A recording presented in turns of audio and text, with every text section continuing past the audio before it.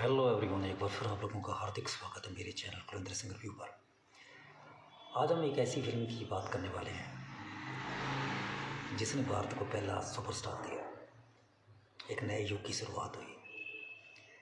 बात हो रही 1969 की, जब एक गुरुओं की नगरी अमृतसर में पैदा हुए जतिन खन्ना, जिन्होंने मुंबई आके अपना भाग्य आजमाया। अमृतसर छोड़ के वो अमृतसर छोड़ के मुंबई आए। और मज़े की बात देखिए, अमिताभ बच्चन और राजेश खन्ना दोनों ही 1942 की पैदाइश है। एक इलाहाबाद में पैदा हुआ, वो भी पवित्र नगरी है, ए से शुरू होती है। दूसरा अमृतसर में पैदा हुआ। बात हो रही है राजेश खन्ना की एक ऐसी फिल्म की जिसने उनकी किस्मत रातों रात बदल दी। तो राजेश खन्ना खुद कहते हैं कि जब फिल्म रिलीज़ होने से पहले वो कभी किसी होटल में जाते थे, लोगों को खुद नमस्ते करते थे, हेलो भाई करते थे, कोई जवाब ही नहीं देता था, कोई उनको पहचानता भी नहीं था कि भी ये। लेकिन जब फिल्म रिलीज़ हुई और सुपर हिट हुई तो लोग उनको ढूंढ रहे थे कि राजेश खन्ना कहाँ है, राजेश खन्ना कहाँ है। जब उसका प्रीमियर हुआ तब भी उनकी कोई वैल्यू नहीं थी। तो आज इसी फिल्म से जुड़े हुए कुछ मज़ेदार किस्सों की बात करते हैं। कहा जाता है कि आराधना हिंदी सिनेमा के लिए एक नए युग की शुरुआत का संकेत क्यों थी, इसी के बारे में बात करेंगे। इसका बॉक्स ऑफिस कलेक्शन, इसने किस किस कलाकारों की ज़िंदगी बदली और क्या थी इस फिल्म की खास बातें। आराधना फिल्म को रिलीज़ हुए लगभग 55 साल हो चुके हैं, लेकिन आज भी यह फिल्म और इसके गीत ताज की बड़े लगते हैं। फिल्म इंडस्ट्री से जुड़े विशेषज्ञों की माने तो आराधना कोई मामूली फिल्म नहीं थी, बल्कि हिंदी सिनेमा के लिए एक नए युग की शुरुआत थी। शक्ति सामंत के निर्देशन में बनी राजेश खन्ना और स्मृति ठाकुर द्वारा अभिनीत इस फिल्म में ऐसी क्या बात थी कि 50 साल क्या ज़्यादा टाइम हो चुका है, आज तक इस फिल्म की चर्चा रहती है। क्यों आराधना एक हिंदी सिनेमा के लिए एक नए युग की शुरुआत का संकेत है। चलिए अतीत में चलें और इस बात को गहराई से समझे, इसके अनसुने किस्सों के ऊपर बात करते हैं। शक्ति सामंत ने जब आराधना फिल्म की शुरुआत करी तब तक वो काफ़ी चर्चित निर्देशक तो बन चुके थे। आराधना से पहले उन्होंने कई चर्चित फिल्में बनाई, जैसे Howrah bridge, China town, Kashmir की कली, सावन की कटार, एन इवनिंग इन पेरिस, और ये सारी की सारी फिल्में सुपरहिट थी। म्यूज़िक भी इनका बहुत अच्छा था। लेकिन आराधना ने जो जादू किया उसका फिल्म इंडस्ट्री में कोई मिलान नहीं है। यूँ तो आराधना भी शक्ति सामंत ने अपनी सभी फिल्मों की तरह पूरे उत्साह से तो बनाई थी, मगर इस फिल्म को जो दर्शकों से जो अभूतपूर्व प्रतिक्रिया मिली उसकी शक्ति दा ने उम्मीद नहीं की थी। आराधना को सेंसर प्रमाण पत्र 27 सितंबर 1969 को जारी किया गया था। यह फिल्म भारत में 24 अक्टूबर 1969 को रिलीज़ हुई। फिर आया 7 नवंबर 1969 का दिन, जब फिल्म को बॉम्बे सहित भारत के अन्य हिस्सों में रिलीज़ किया गया। आगे की कहानी सारा जग जानता है।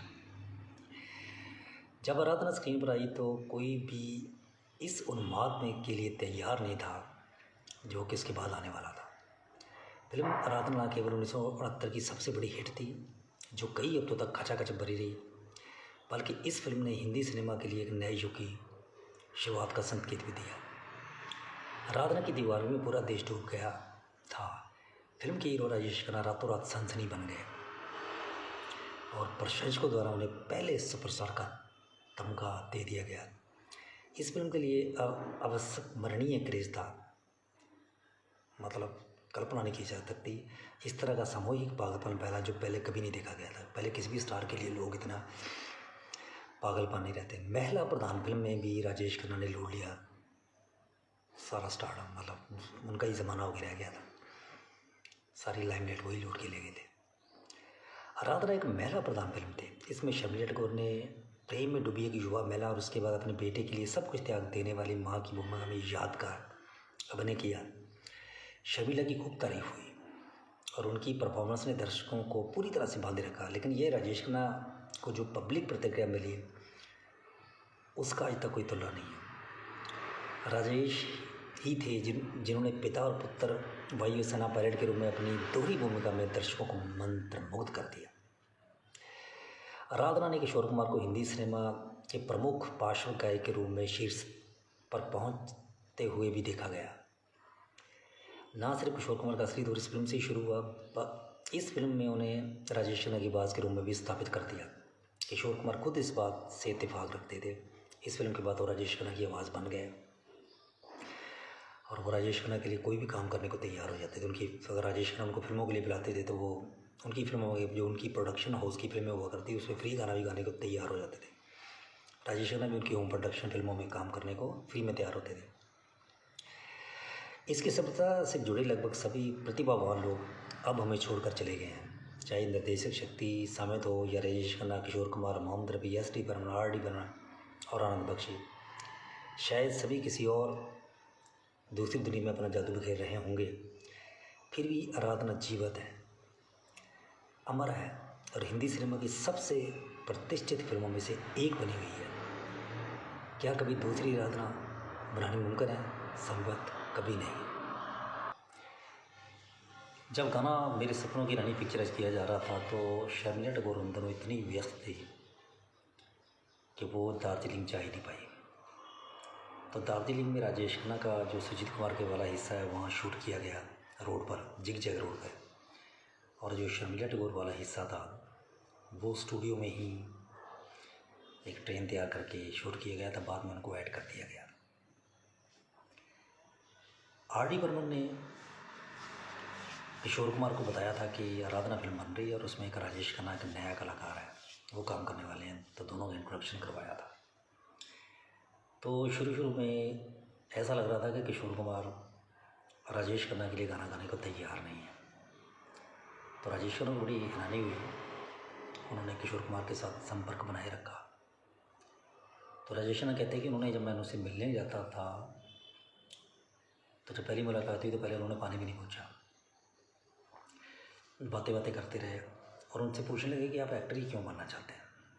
तो राजेश खन्ना ने जवाब दिया कि मैं पब्लिक का मनोरंजन करना चाहता हूँ, मुझे ऐसा लगता है, मैं स्टेज में काम करता हूँ, मेरा शौक़ है, मुझे ऐसा लगता है कि मैं दर्शकों का मनोरंजन कर सकता हूँ।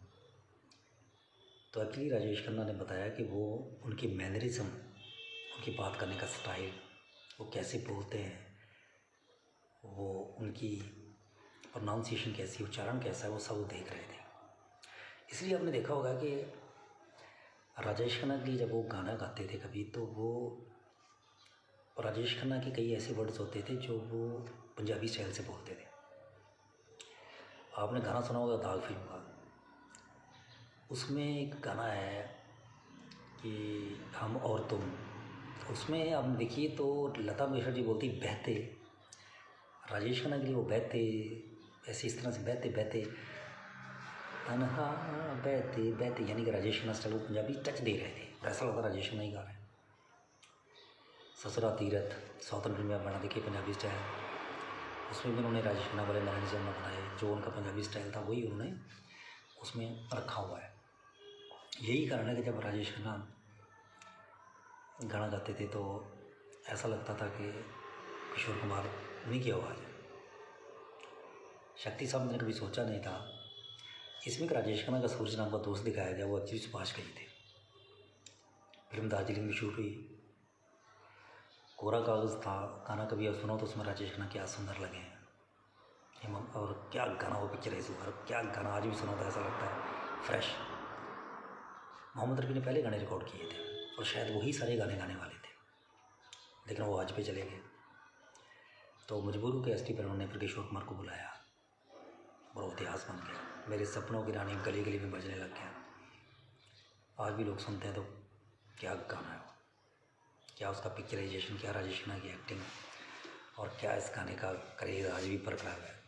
जब भी कभी किशोर कुमार का नाम आता तो ये गाना सबसे पहले जुबान पर आता है और इस गाने ने पूरे देश को हिला के रख दिया था। बहुत ये गाने, आज क्योंकि गाने सारे हिट थे, कोरा कागज़ था, ये मन मेरा, लेकिन इस पर जो फिल्म फेयर अवार्ड मिला राजेश खन्ना उनको, किशोर कुमार को, वो मिला था रूप तेरा मस्ताना। हालांकि इसके कई गाने इंग्लिश गानों से इंस्पायर होकर बनाए गए थे। ऐसा इसलिए देखो कि आर.डी. बर्मन भी उनके साथ असिस्टेंट म्यूज़िक डायरेक्टर थे, तो वो पश्चिमी दोनों से काफ़ी प्रभावित रहते थे। तो फिल्म में सभी कलाकारों का काम बहुत अच्छा था। आज भी ये फिल्म देखो तो बिल्कुल फ्रेश लगती है, इसमें कोई कमी नहीं कि फिल्म बहुत अच्छी तरह बनाई गई थी। इस फिल्म का क्रेज इतना ज़बरदस्त है कि आज भी ये फिल्म फ्रेश लगती है। राजेश खन्ना ने इसके बाद मुड़ के देखा, 1969 से लेकर लगभग 73-74 तक वो शीर्ष पर रहे। बाद में उनका डाउनफॉल शुरू हुआ क्योंकि बाद में राजेश खन्ना आ गए थे।